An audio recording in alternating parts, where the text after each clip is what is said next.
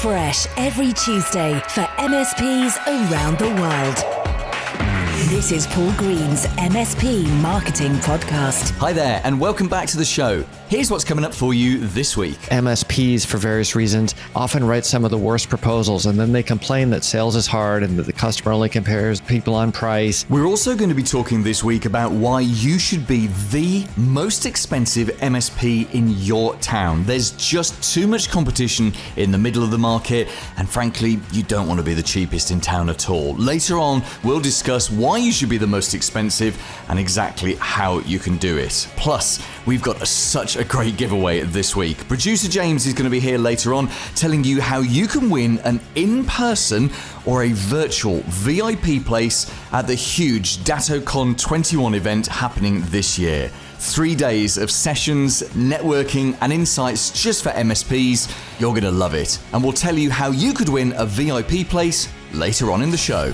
Paul Green's MSP Marketing Podcast. I'm a little bit of a productivity geek. You put some technology in front of me that will help me save time or get more things done or just generally make life easier, and I'm up for that, seriously up for that. And a couple of weeks ago, I started using something called Text Expander. Now, there are dozens of services that do exactly the same thing. Some are free. Text Expander costs, I think it's about $4 a month, something like that. But the basic idea with Text Expander is wherever you are in your computer, whichever program you're using, you can just use a couple of basic keyboard shortcuts to copy and paste in some common text. So, for example, I have a number of standard replies when I'm setting up guest interviews for this podcast, because I actually do that myself. I handpick our guests and I email the guests. So if now I'm setting up a guest interview and they ask me what are fairly standard common questions about the format of the show and all of this kind of thing, whereas previously I'd have to kind of go and find that either in a notepad somewhere or find it on an email. Now I just type in ZINT for int, as in interviews, ZINT. And in my email, I hear this little sound. In fact, I'll play you the sound. So that's the sound of Text Expander, and it means that it's just found the thing that I've typed. So I typed ZINT, and it's now pasted in that text. And what's really cool is you can use some scripts with it as well. So if I copy the person's name and then I fire ZINT, it will actually insert that person's name for me. Can you see how this is just saving me so much time? Anything that you type over and over again, you can create as a keyboard shortcut. I absolutely love it. Even down to now when I sign off an email. So I always type cheers Paul at the end of an email. I don't know why I do that. I've been doing that for about 15, 20 years. It's just something I do. And for years and years and years, by force of habit, I've just typed cheers Paul. Now I don't. I type Z full stop, Z period. And that instantly brings up cheers Paul and then adds another couple of return breaks as well. And I really need to set up the script where it will send the email, because I'm only using that in an email. So I can set it up so that it will press the keyboard shortcuts of whatever it is on Gmail to actually send that email as well. Now, I know that's only saving me, let's say, 3 seconds every single time I send an email, but if that saves me a minute a day, that's 5 minutes a week. That adds up to a couple of hours a year. Over the lifetime of me running my business, that's going to save me hours and hours and hours, maybe a day. And I know that sounds kind of ridiculous, but actually it's the little thing, isn't it? It's the compound effect. If you're saving a little bit of time here and a little bit of time there, that's a very smart thing to do. So do have a look at Text Expander. We'll put a link to it in the show notes. There is pricing for teams, so you can actually share it with your team, which makes me think for a support team, that would be a very sensible thing to do. Obviously, you have to pay a little bit more than that, but it's completely cloud-based, and that's why you can share it out amongst your team, or just use the personal one, or get a free one. There are all sorts of free ones out there. There are plenty. If you just type in Text Expander alternatives, then you'll find them there on Google. But do have a look at this if you ever find yourself typing the same thing over and over again. Here's this week's clever idea. Now, this might sound crazy, but I believe that you should be the most expensive MSP in your marketplace. Premium people are attracted to a service they believe to be independent, bespoke, and high quality. And that's how you should be positioning your business. Because yes, the best clients expect to pay more for quality products and great service. By being more expensive, you could actually win more business, as people will want to be with you and they will want to stay with you, the right kind of people, not the penny pinchers. But you don't want the penny pincher clients, you really don't. Now, thinking outside of our world, some dentists are very good at this. They seem to charge very, very high prices. And those that charge the highest prices often have a waiting list to join their dental practice. And they have very loyal clients who don't leave because they know that there's a waiting list to get in. And the dentists do this by offering the highest quality. So they have longer appointments, they have more equipment, they have better products, they have better offices. And so because of all of this, they get the very best clients in town who are willing to pay a little bit more for the best. They don't get those low value hassle clients who query the bills, who moan a lot and just aren't particularly compliant. No one wants those clients. In fact, if you have some of those clients now, then you absolutely must actively change your marketing, your packaging to scare those low quality clients off and simply attract a better quality of client. Now, one pleasant side effect of charging a little bit more for a premium service, of being the most expensive in town, it means that your gross profit margins are likely to be higher, which is going to give you a much better chance of a better net profit. Because, of course, the net profit is what's left at the end, isn't it? It's your money to take out of the business once you've paid tax on it. So there's no downside to being the most expensive. The only thing that's going to stop you from doing it is fear. But Paul, what if we're too expensive? What if we're too expensive and we put people off? Well, the good news is you can just nudge your prices up to do this. You don't have to instantly put your prices up and be the most expensive just like that on day one. What you can do is just nudge it up. I'm talking here about being more expensive for new clients. So take your prices right now, whatever they are per user or per seat or per device, however you do it, just add a couple of quid, a couple of dollars on. And then when you win the next client, add a few more quid on.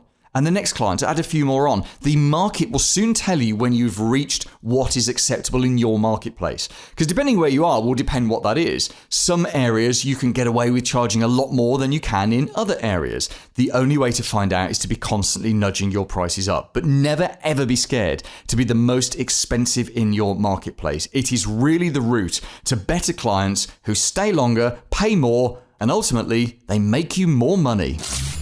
Paul Green's MSP Marketing Podcast. Hey, this is producer James. This is the 4th prize we've given away, and live events are back. This podcast has nearly reached its 100th episode and the prizes are getting bigger. Your MSP could be getting so much out of this month's prize. You will be inspired at DattoCon 21, a huge 3-day event between October 11th and 13th, and wherever you are, you'll enjoy a valuable experience. Be that in person in Seattle, or if you can't travel or you're in the UK, elsewhere in the EMEA region, Australia, or wherever you are in the world, the virtual aspect is going to be exceptional. There'll be loads of experts, fellow MSPs, local champions, new developments, insights, and chances to network. The first ever hybrid DattoCon is due to be the biggest and best yet, and of course you don't need to be a Datto customer to attend. As a thank you for listening, right now you can win either an in-person place at DattoCon being held at the Washington State Convention Center in Seattle, or if you can't make it in person, 2 VIP virtual places. So this is what you need to do. Just go to this special page, Paul Green's MSPmarketing.com/win, pop in your details and click enter. A winner will be drawn at random at some point after we close at midnight UK time this Sunday, September 5th. So good luck. Enter right now at Paul Green's MSPmarketing.com/win. The big interview. Hi folks, Ruben Swartz here, founder of Mimeron, the CEO for solo consultants who loves serving clients but hates selling, which I accidentally built because I thought for the longest time that the last thing the world needed was another CRM, but it turns out that we do. I'm also the host and chief nerd on the Sales for Nerds podcast, and I've done a lot of work with MSPs, and I guess I'm a technical person myself. I think I kind of get that notion of some of us have a little bit more interest in technology than the sales and marketing that we need to actually build a business around that technology. And Paul, I'm just really happy to be here. Thanks for having me. No, it's a pleasure. And thank you for coming on. And you have a much, much better podcast name than I do. Sales for Nerds is just such a great podcast title. It really is. Oh, thanks. I'm going to steal that. I might make this MSP Marketing for Nerds. There we go. There we go. Sister podcast. So there are literally 15 different things that I could talk to you about. And we're going to have to get you back on the show in 2022 to address another sales issue for us, another sales area. What I want to talk about today, though, is proposals, because I know this is one of your specialist areas. And most MSPs, or many MSPs, really struggle to get across what they want to get across in their proposals. Do you find that? I have seen a lot of really bad proposals in my time, and I've written some really bad proposals in my time, I have to admit. And I think MSPs, for various reasons, often write some of the worst proposals, and then they complain that sales is hard and that the customer only compares people on price. And gosh, this is just awful, and I hate this. And it doesn't have to be that way. And is it just MSPs that are terrible at proposals, or do you see this, widespread across a number of different sectors? It's pretty bad for most people. I think a lot of us learn the wrong lessons about what a proposal is. And I know I did when I started. And so one of my mantras now is a proposal is a story, not a brochure. A lot of us tend to write brochures that happen to have the customer's name and logo on the front, and we call it a proposal. And then we wonder why they're not so eager to sign. We've got to create a story starring the customer. And I think for MSPs, a lot of times there's so much technical detail and jargon in there, and you might be very comfortable with that as an MSP, but the whole reason you're there is because the customer is not comfortable with it. So I've seen 10, 20-page proposals filled with tech specs and all kinds of nonsense. You can read through it, and even if you understand all the technology, it's still not clear how you're solving the prospect's problem. So if you're handing over that kind of brochure to somebody and you're wondering why they're not signing, make sure that you're starting from their perspective and telling their story. One of the things I talk about on this podcast a lot, and certainly when we're looking at things like websites and other types of marketing, is how you've got to connect with people at an emotional level. Would you argue that proposals are exactly the same? Absolutely. I think we like to think that we're rational creatures. And especially if you're kind of a techie based person, we like to think that we're rational. And it's not that we're irrational. It's just that we have to use emotion if we're going to change how we do things. We all have a million things on our to-do list. I call it eating more broccoli. We all know we should eat more broccoli and less chocolate or whatever. But unless we go to the doctor and they tell us we're going to drop dead of a heart attack or something like that, unless we're worried about something emotionally, it's really hard to change because we have so much going on. And I think, especially if you're just showering people with tech specs and not connecting with their story, you're not going to get them to make a change. So when we tell the story in the proposal, we want to understand not just the technical pain and not just the business pain, but the real life pain behind that. And that's where the emotion lies, right? It might be that their systems go down every once in a while and that costs them X thousands of dollars or euros or pounds or whatever it might be. But the real issue is they're there on Friday night instead of home with their family because they're trying to deal with the fallout from the technical problem. And if we can understand that, then we can say, I'm going to solve your problem so you're going to be home with your family at the end of the week. Then they want to take action because that's their real problem. So it's easy enough to say this, and it makes perfect sense hearing you say it, but how do you actually do that in what is essentially just a document, just something that's on a screen or something that you print off and that you give to them? How do you do it? The real work happens before the proposal, because while the proposal is a story, there shouldn't be some suspense of, oh gosh, does our hero make it or not, right? We know the hero is going to succeed with your help. That means we have to have the right conversations with people ahead of time to understand what's happening. If I went to a doctor and I said, Doc, my knee's hurting, I think I need a knee replacement. And they said, okay, great, we'll operate right now, just sign here. That would be very worrisome, right? It'd be terrifying. Right? We want people to act that way because we've got this expensive thing to sell them. And instead, we have to ask all the questions like the doctor would, like, why are you doing this? What's going on? What's the impact of that? And I like to think of it, because I'm a terrible salesperson and I hate selling. If I was talking to a friend about this problem, there was not going to be any money involved, but they're just like, hey, Ruben, I've got this thing that I know you know a little bit about. Can I ask you about proposals or whatever it might be? Right? We would talk, and I would want to make sure that I really understood their problem so that I could really help them. And we want to treat our prospects and customers the same way, just like a friend, just like a doctor would a patient. I got to ask a bunch of questions, something that may be useful for people. And maybe we can put a link in the show notes. I've got literally a fill in the blank proposal template that I use, that a lot of my customers use. And the idea is that if you familiarize yourself with the blanks that you need to fill in, you know what questions you need to ask along the way. Yeah, absolutely. We'll stick that in the show notes. And as a quick aside, you're the first guest in, 90 odd episodes who's actually asked to have a specific link to, a downloadable resource on their website. So genuine round of applause, because that's excellent marketing. That's just crazy good marketing, that is. And for future guests, please do that, because it's what you get is you get the most interested people visiting your website to download the template and start this engagement process. And that's really what we're talking about here, isn't it? We're talking about the proposal being almost like the formalized version of the engagement that you've done with them during the selling meeting. Right. We don't want to go. I used to think that, okay, I've had my conversations with them. Now I'm going to go be really brilliant and wow them with my proposal. That creates a very stressful process for you, because you've got to try to think of something brilliant and you don't know what you're doing. And I get reminded of this now because some of my customers will call me, hey, Ruben, I'm wondering, should I be on-site or off-site? Should I do hourly or project-based billing? And I'm thinking, well, thank goodness you picked up the phone and called someone. You just called the wrong person, because I can't answer that question. I don't know the answer. So we've got to do all that work ahead of time, so that if you imagine you're in one of those meetings, they're describing their problem, you're listening, you're describing possible solutions, you're developing that solution collaboratively, everything seems good, and they say, can you send me a proposal? Basically, you're just going to summarize the conversation. They've already written it for you. You're more of an editor than the author of the proposal.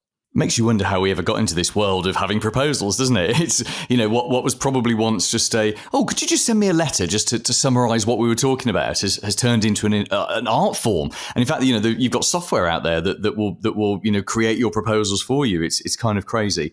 Let's talk about pricing. So a lot of MSPs feel pricing pressure. I've always been a big fan that you should be at the top of the market. The worst place to be in any marketplace is in the middle with everyone else. So therefore your options are either to be at the top in terms of price, as in the most expensive, or to be at the bottom. And you really don't want to be at the bottom, because that's just a way of not making much money out of your business. And yet every MSP that I speak to about this has that nervousness of, we don't want to be too expensive because it will make us uncompetitive. Pricing, I believe, is one of the factors that make people buy you, but not the only factor. What have you seen with the MSPs that you've worked with? Well, it's funny, because that pricing pressure complaint is very, very common. And I think no one wants to spend money unnecessarily, so that's perfectly understandable. But what usually happens is the MSPs haven't differentiated themselves, and then they hand over a proposal, and the prospect's sitting there reading 3, 4, 5, however many different proposals they've got that are all a bunch of techno jargon that the prospect doesn't really understand. And so they're like, okay, I know I need to do something. I'm so mad at my existing MSP, or I'm sick of having my brother-in-law fix the stuff for me. I'm going to hire someone, but the only thing I understand is the price. So obviously I'm going to pick the lowest one unless it makes me so uncomfortable. So I'll pick the second lowest one or something like that, right? We've created that situation. We don't go to the Mercedes dealer and say, but I can get the Kia down the street for a quarter the price. Why can't you give me this for a quarter the price? Now, not everyone wants the Mercedes. Some people want the Kia. That's all fine. But we have to understand what we're doing, and we have to communicate that to the client. And that's where listening and developing that story together becomes so important. So what I like to help people do is really be able to tell that story from the perspective of the client. So they have 3 proposals that are full of garbage, or not garbage, but a bunch of technical babble that doesn't make it clear you even understand the problem, let alone how to solve it. And then you've got one proposal that says, hey, customer, I understand why you're here, what the implications are, why that's so bad, what you'd like to fix, what was wrong with your last MSP relationship, what you're trying to do from a business perspective and a life perspective, and here's how we're going to get there. And you can understand it. There's no techno jargon in here whatsoever. And it's a reasonable investment. It may be considerably more than some of those other proposals out there, but it's going to solve your problem. Guess what? That's what the business owner wants, right? They want to solve their problem. They are not just trying to find the cheapest MSP they can find. Now, there may be some people who will, because they don't value anything and they just want the cheapest option.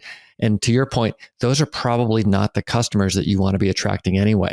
It doesn't mean you have infinite headroom for pricing, but the first part is making sure that you understand their problem and that you're going to solve it. That's going to help you stand head and shoulders above most of the crowd. Now, the other thing you can do is you can offer more than one option in one proposal. So you don't just have to say, here's our platinum package or whatever. You might say, here's our platinum package, here's our gold package, here's some other things that we talked about that you can add on if you'd like, or that maybe we should do in a future phase. Because people are going to value different things in different ways. And we know when we buy something that we're not familiar with, it can be hard to figure out exactly what we want to do. I always use the case of, imagine we're hiring someone to do landscaping in our yard. We might have to go back and forth and understand kind of what we're going to get for how much money so we can find the right thing for us. Make it easy for your prospect to do that with you as well, instead of just giving them one number with one package. And then naturally, they're going to probably find things in there that they don't really need right now, and they're going to say it's too expensive. I completely agree. I absolutely love this, Ruben. I'm going to just do some quick fire questions at you about proposals.